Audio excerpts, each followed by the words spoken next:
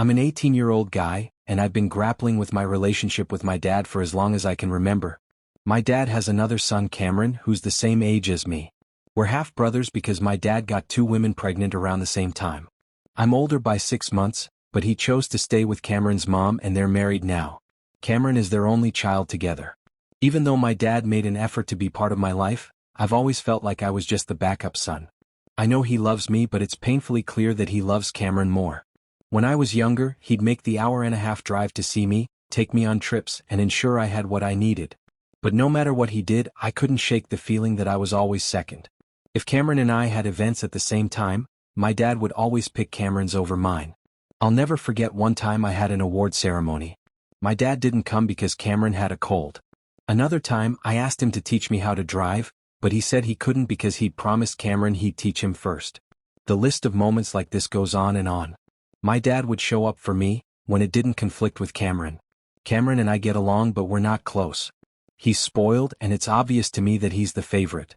His parents have coddled him so much that he hasn't applied to colleges or gotten a job. Meanwhile, I've worked hard to get where I am. We're both graduating high school this year, and our ceremonies are on the same day and time, which makes it impossible for our dad to attend both. My dad knew about my graduation date weeks before Cameron's was announced, and we'd already made plans for him to come. But as soon as I heard Cameron's graduation was scheduled for the same time, I knew how this would play out. When I brought it up, my dad avoided the topic for weeks. Then, at dinner one night, he finally admitted he'd chosen to go to Cameron's graduation instead of mine. His reasoning? Cameron's grandparents couldn't make it, so Cameron would only have his mom there, while I'd have my mom, stepdad, siblings, and grandparents. It felt like a flimsy excuse, and I told him so. He tried to soften the blow by promising to take me on a graduation trip anywhere I wanted, even though he'd already promised that months ago. Meanwhile, he's taking Cameron and his wife to Hawaii in June for Cameron's graduation trip. Now, my trip is supposed to double as some kind of consolation prize. Frustrated, I told him I wanted to go to a specific weekend event that happens to be during their Hawaii trip. I didn't actually want to go, I just wanted to prove a point. When he said he couldn't take me because the Hawaii trip was already paid for, I told him he should postpone it. He refused, saying it was non-refundable.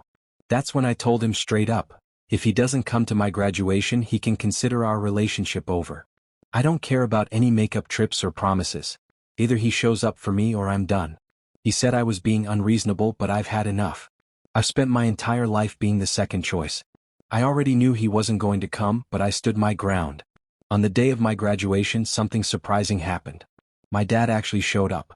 At first, he said he'd come down for part of the day but would leave before the ceremony to make it to Cameron's.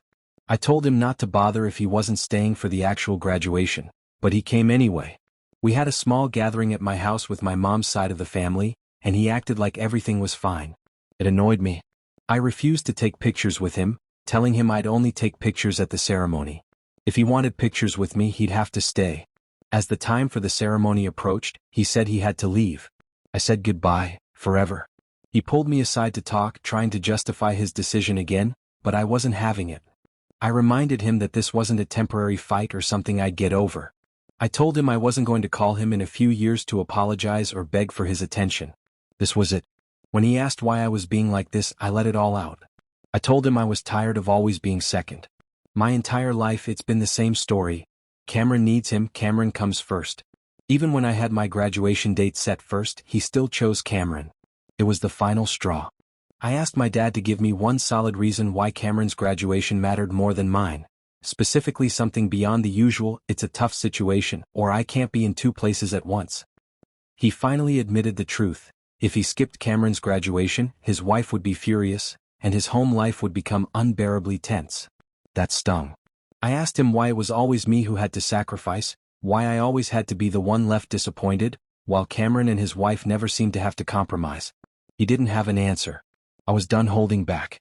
I told him that I hoped Cameron eventually gets his life together because at the rate he's going, he's on track to be in his 30s still living at home, unemployed, with a girlfriend he can't afford to marry and kids who'll be raised by my dad and his wife. I was angry and I didn't care if it hurt. I told him he'd better hope Cameron is willing to take care of him when he's old because I won't be there. And let's face it, Cameron's likely to take all their money and throw them into the cheapest nursing home he can find. I left it at that. My dad still chose to leave for Cameron's graduation, and I refused to hug him goodbye. I told him I was done. It ruined my mood for the day, but I decided not to let it ruin my graduation entirely. Once I got to school and started hanging out with my friends, I forced myself to let go of the frustration and focus on celebrating. After the ceremony, something shocking happened. My dad was there, walking toward me. I was floored. I'd been completely sure he'd chosen Cameron and wouldn't come back. If someone had bet my life on it, I'd have lost. I was that certain. But there he was. He hugged me and apologized, saying he was sorry for the way he'd treated me over the years and that he loved me just as much as Cameron. I didn't completely believe the last part, but for once he'd actually shown up. That's what I chose to focus on. Of course, Cameron was furious. He messaged me from another number, calling me selfish and a crybaby, saying my dad only came to my graduation because I threw a fit. He didn't understand that this wasn't about me being spoiled, it was the last straw after years of being second. I sent him a picture of me and my dad at graduation and told him to get over it, then blocked the number. I know Cameron will survive. Our dad is probably already bending over backward to make it up to him. He'll be fine. Still, I have no illusions about what comes next. My dad is likely to slip right back into his old patterns, favoring Cameron, and if I ever bring up how unfairly I've been treated, he'll throw this graduation in my face as his trump card. I've made peace with it. I know my dad loves me, but I'm tired of chasing after his approval and constantly getting the short end of the stick. From now on, I'm keeping him at arm's length. Cameron can have the spotlight. I'm going to focus on my own life and stop trying to force my dad to prove his love for me. It's exhausting and I'm done being second place. As for my girlfriend, I've reached my limit with her too. I know ghosting is wrong, but I can't keep doing this anymore. For almost a year we were fine, but in the past 2 months something shifted. She's developed this habit of eating off my plate every time we go out to eat, and it's driving me insane. At first it seemed harmless, but no matter how much I've told her to stop, she brushes it off as no big deal. It is to me. I have a history of food insecurity, and this behavior triggers a lot of old feelings. I've tried to explain that to her, but instead of understanding, she snaps at me, saying I'm being condescending or overreacting. The last straw came when we ordered pizza. She had her own plate of pizza, but halfway through my medium pepperoni, I realized she'd eaten most of mine. I was furious. To prove a point, I grabbed 2 slices off her plate without asking.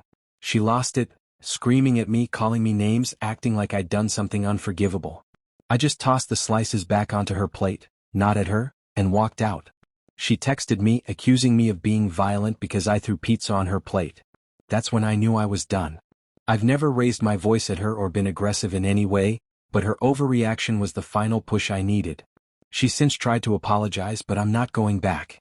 I don't trust myself to stay calm if I talk to her again.